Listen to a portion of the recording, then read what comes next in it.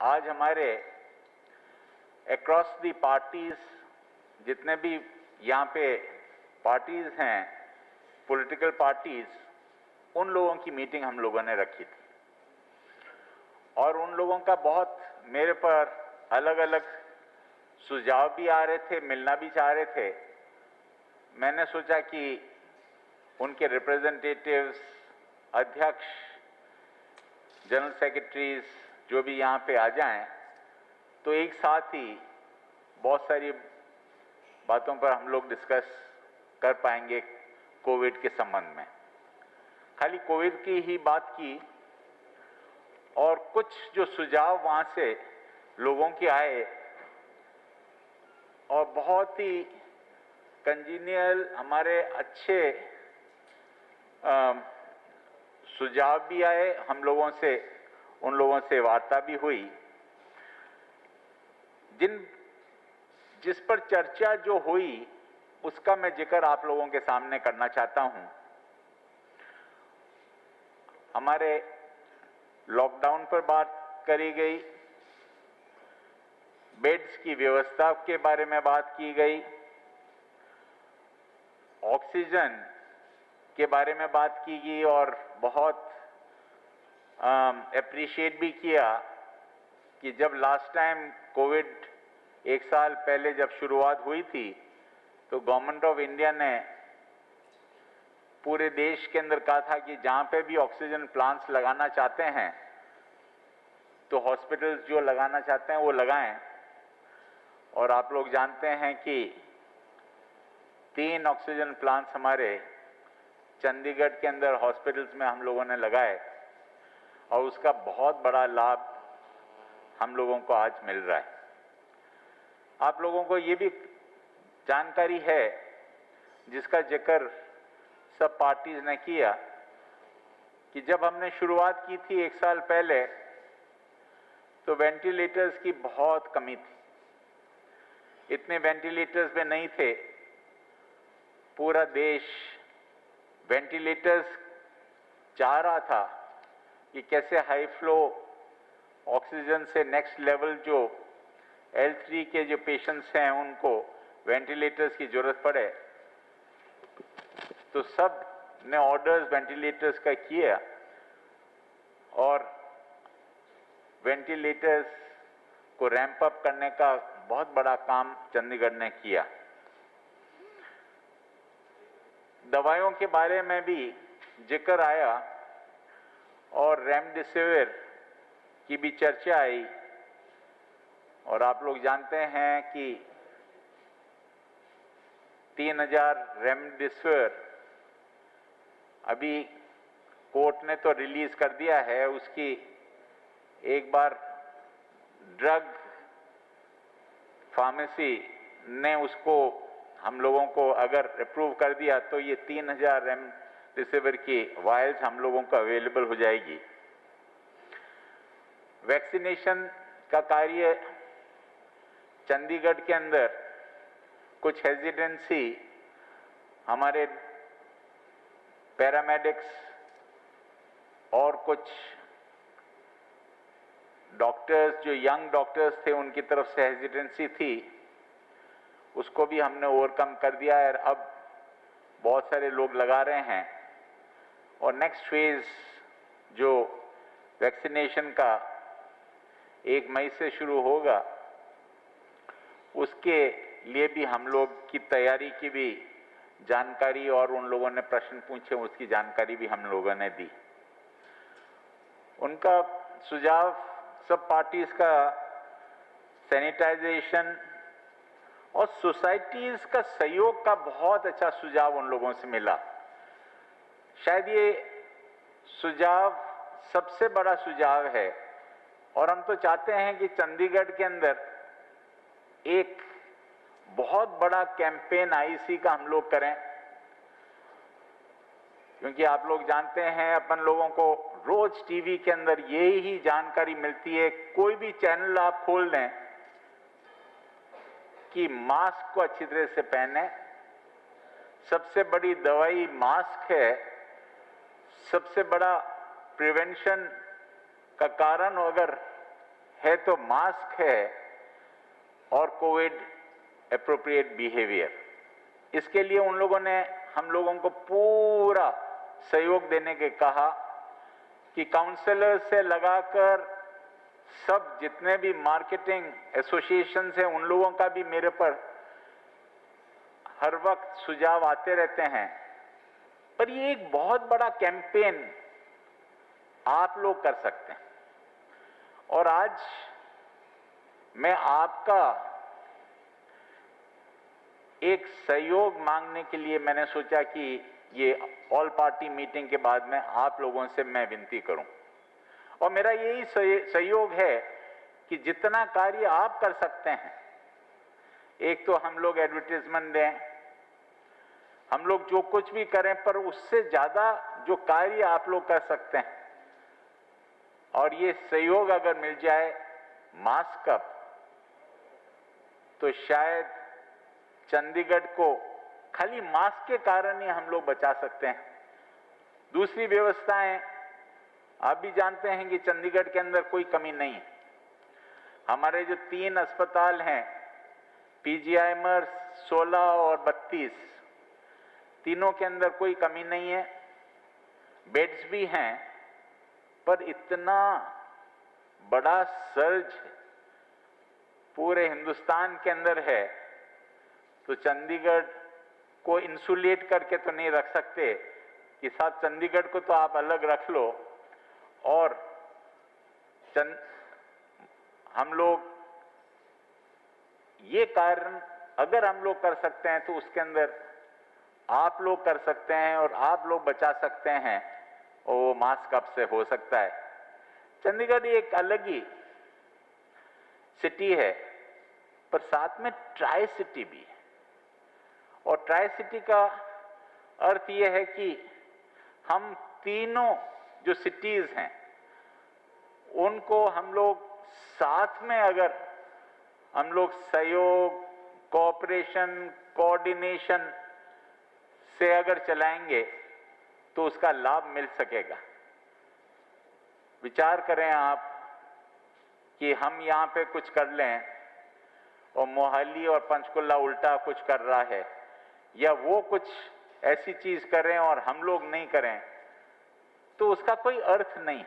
चंडीगढ़ के अंदर war room मैंने क्रिएट किया और शायद और कोई देश के अंदर, कोई सिटी के अंदर ऐसी व्यवस्था नहीं किसी ने की होगी एडमिन ने कि जहां पे हम लोग सब अधिकारी, सब डॉक्टर्स जो भी रिलेटेड हैं 32 के हों, 16 के हों, हमारे सेक्टर 16, 32 और पीजीआईएमआर, क्योंकि आप लोग जानते हैं कि पीजीआईएमआर पर हमारा कोई डायरेक्ट कंट्रोल नहीं है, पर पूरा सहयोग उनका रहा।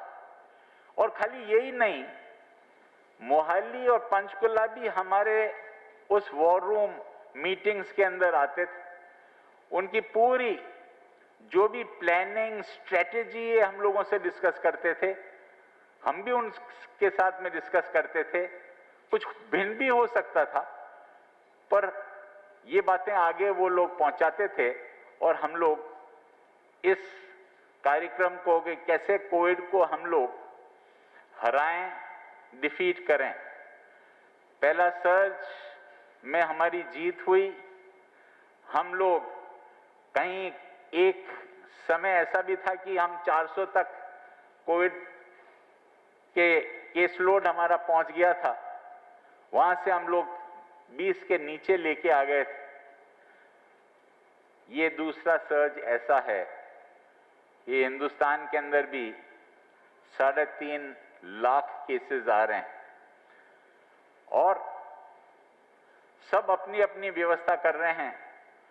और जितना प्रधानमंत्री रोज मीटिंग्स कर रहे हैं, सब मुख्यमंत्री से मीटिंग्स कर रहे हैं, गवर्नर से अलग मीटिंग की है।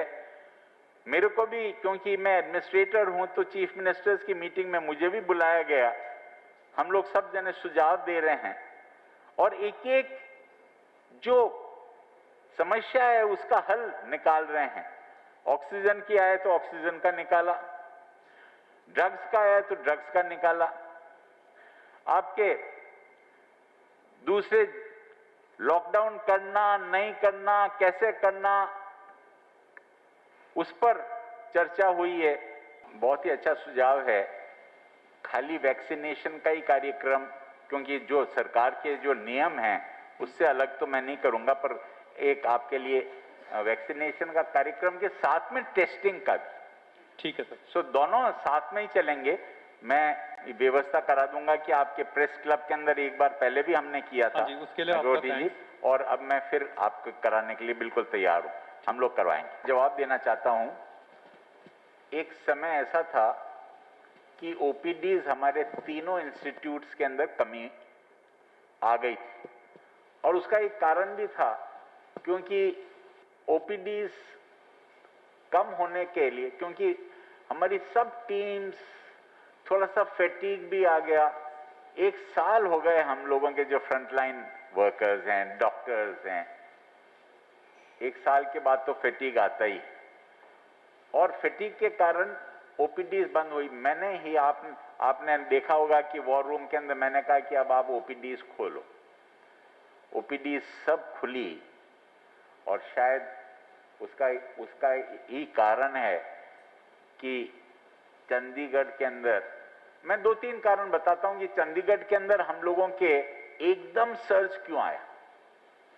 पहला तो कैपिटल है, यहां पे हमारे विधानसभा के दोनों हरियाणा और पंजाब के सेशंस होने ही थे, बजट होना ही था, और जब बजट होता है तो एजिटेशंस भी होते हैं, सुझाव भी आते हैं, लोग आते भी हैं, तो कैपिटल के अंदर आते हैं।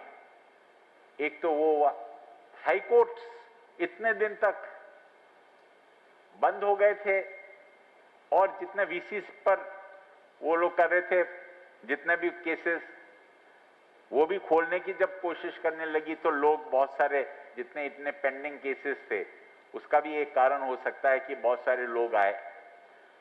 और तीसरा कारण ये ओपीडी का, और हमने एकदम जब खोला, तीनों इंस्टीट्यूट्स ने खोला, तो क्योंकि इतने दिन तक ओपीडी, अब आप जानते हो कि कोई के डेंटल प्रॉब्लम हो, और डेंटल प्रॉब्लम हो या कोई के आंख भी दिखानी है, तो छोटा काम है ओपीडी हो जाए, दवाई मिल जाए, तो हम लोगों ने कंसल्टेंसी शुरू कर दी, और शायद इतने दिनों तक कंसल्टेंसी नहीं थी, तो एक बहुत बड़ी चीज हो गई। और प्रधानमंत्री भी, हमारे प्रधानमंत्री जी भी चाहते थे कि कंसल्टेंसी से ज्यादा इसका हम लोगों को लाभ मिले, पेशेंट्स को, तो वो भी हम लोगों ने शुरू की। तो आज आप जानते हो कि तीनों इंस्टीट्यूट्स, डॉक्टर्स बैठते हैं कंसल्टेंसी पर, फिजिकल जो ओपीडी है वो कितनी रहनी चाहिए, क्योंकि अब इतना बड़ा सर्च है, तो उन लोगों ने बंद किया है, नहीं तो उन लोगों को पता नहीं लगता है कि ओपीडी के अंदर तैयारी भी नहीं होती है कि, और ये भी नहीं कह सकते कि ओपीडी से पहले टेस्ट करा के आओ, तो ये समस्या एक है। मैं चाहता हूं कि एक बैलेंस करके हम लोग चलें, जहां पे ओपीडी भी हो और टेस्टिंग भी हो, अपॉइंटमेंट्स लेकर ओपीडी रहे तो ज्यादा अच्छा रहेगा। पर ओपीडी थोड़ी सी कम जरूर हुई है, क्योंकि एकदम इतना बड़ा सर्च हुआ है। वैक्सीनेशन के लिए मैं आपको बता दूं कि हम लोगों के पास में 1,10,000 वैक्सीन आ गई, 1,10,000 वैक्सीन तो आ गई हैं, और यूटी को, क्योंकि यूटी डायरेक्टली एमएचए के नीचे आता है, तो हम लोगों को प्रेरोगेटिव भी रहेगा मांगने का भी, और प्रायोरिटी भी रहेगी आने की, तो मेरे ख्याल से कोई कमी नहीं आनी चाहिए, ये कह सकता हूं। आप जब पंजाब हरियाणा की बात करते हैं तो वो एक पूरे स्टेट्स हैं, चंडीगढ़ तो एक छोटा सा है, एक सिटी है, और उसके अंदर यूटी होने के कारण मेरे ख्याल से कहीं कमी आने नहीं देंगे हम लोग। प्राइवेट हॉस्पिटल्स आप जानते हैं कि जैसे मोहाली के अंदर और पंचकुला के अंदर बड़े बड़े हॉस्पिटल्स हैं, हमारे पास में चंडीगढ़ के अंदर नर्सिंग होम्स हैं, बड़े हॉस्पिटल्स तो हैं। एक चीज जानकारी मैं आप लोगों को जरूर देना चाहता हूं कि आर्मी चंदी मंदिर हैज कम फॉरवर्ड, उन्होंने जरूर कहा है कि हम मैन करके आपका एक हॉस्पिटल पूरी व्यवस्था, जैसे दिल्ली में भी उन्होंने 1000 बेड का मैन किया है, तो उनसे मेरी 2 बार चर्चा हो गई है। आज शाम तक उन लोगों को हमने जगह भी बता दी है, उन लोगों को जगह भी मैंने कहा कि हम, जैसे दिल्ली के अंदर तो उन्होंने एक आपको जमीन दे दी और क्या कह दिया कि साहब अब आप इसमें टेंट लगाकर सब व्यवस्था करके और एसी भी लगाएंगे, सब कुछ करेंगे। यहाँ पे मैं आपको पूरी बिल्डिंग देता हूँ, पूरी व्यवस्था, इंफ्रास्ट्रक्चर, जो बेड्स वेड्स सब कुछ है, आपको तो उसको आगे खाली अपग्रेड करके और किस लेवल पे L2 L3 जो भी आप लोग कर सकते हैं वो हमें बताएं, और उसमें भी हम लोग आपको मदद करेंगे। तो शायद आज शाम तक हम लोग उन लोगों को मेरे ख्याल से तय हो जाएगा। और हमने जो PU का जो इंटरनेशनल हॉस्टल है वो हमने बताया है, तो उसके अंदर करीब 100 बेड है, अप्रॉक्सीमेटली 100 बेड है। तो ये 100 बेड हम लोग पूरा it will be man by the army, and तो ये हमारी सुविधा नई आप लोगों के लिए यहाँ पे शुरू कर देंगे। प्राइवेट की जो बात कही है, हम उनसे चर्चा में रहते हैं, बहुत छोटे छोटे हैं, उन लोगों की जो इश्यूज हैं अभी तक तो आई नहीं थी, अब ऑक्सीजन की इश्यूज आने लगी। तो अच्छी बात तो ये है कि जो हमारे जो हॉस्पिटल्स हैं उसके अंदर हम लोगों ने पर्याप्त व्यवस्था हम लोगों ने कर दी है ऑक्सीजन, और जो हम लोगों के जो कोटा मिला है, अब ऑक्सीजन का कोटा अब सेंटर तय कर रहा है, उसके अंदर हम लोगों को जो कोटा मिला है उससे हम लोग ये व्यवस्था प्राइवेट की भी कर लेंगे। उन लोगों की जितना भी उनकी मांग है वो हम लोग पूरी पूर्ति कर देंगे। मेरे ख्याल से उसमें भी कोई प्रॉब्लम आना नहीं चाहिए। एक समय ऐसा था कि हमारे जो इंटरनेशनल ISBT है वो बिल्कुल खाली पड़ा हुआ था, बस नहीं चल रही थी, तो हमने वहाँ शिफ्ट कर दिया था। बहुत आराम से सब वेंडर्स वहाँ पे आराम से क्या कहते हैं सप्लाई कर रहे थे। अब 26 थोड़ा छोटा पड़ता है, तो हमने कहा कि जो अपनी मंडीज है उसको हम लोग बंद नहीं करें। अपनी मंडीज को हम लोग अगर बंद कर देते हैं तो ज्यादा रश 26 पे पड़ जाता है।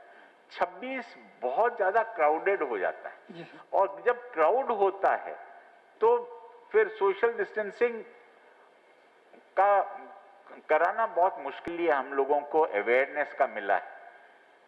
हमारे जितने भी मार्केट्स हैं, मार्केट्स को हम लोग ने कह दिया, क्योंकि आपने, अब मैं वहां से आगे भी बढ़ रहा हूं, मार्केट्स की बात कर रहा हूं। मार्केट एसोसिएशन ने सबने कह दिया कि हम दुकान वालों को कह देंगे कि कोई मास्क पहन के नहीं आएगा तो उसको हम लोग कुछ भी नहीं देंगे। मॉल के अंदर भी जो भी जाएगा तो हम लोगों ने एक तो कैपेसिटी को हम लोगों ने कम कर दी है कि जितनी मॉल के अंदर कैपेसिटी है वो 50% रहनी चाहिए, दूसरी जगह भी 50% रहनी चाहिए, पर मास्क बहुत जरूरी। और अगर अभी तो क्योंकि डॉक्टर गुलेरिया आप जानते हैं वो पहले PGIMR में हमारे यहीं थे और आज बहुत बड़ी पोजीशन पे हैं, उनकी बात सब जने सुनना चाहते हैं। मैं भी जब भी वो बोल रहे हैं तो मैं सोचता हूं कि मैं कुछ नई चीज उनसे सीखूंगा। वो PGIMR से ही निकले हैं, उन्होंने भी कहा कि डबल मास्क करो तो जो ज्यादा अच्छा रहेगा, it is even more effective. क्योंकि ये जो नया स्ट्रेन है इसके बारे में कोई जानकारी पूरी मिली भी नहीं कि ये हवा में है, या पहले तो कहते थे कि अगर कोई बातचीत कर रहा है तो डिस्टेंस रखो, पर ये तो हवा में, इसलिए डबल मास्क भी अगर पहने तो बहुत अच्छा है।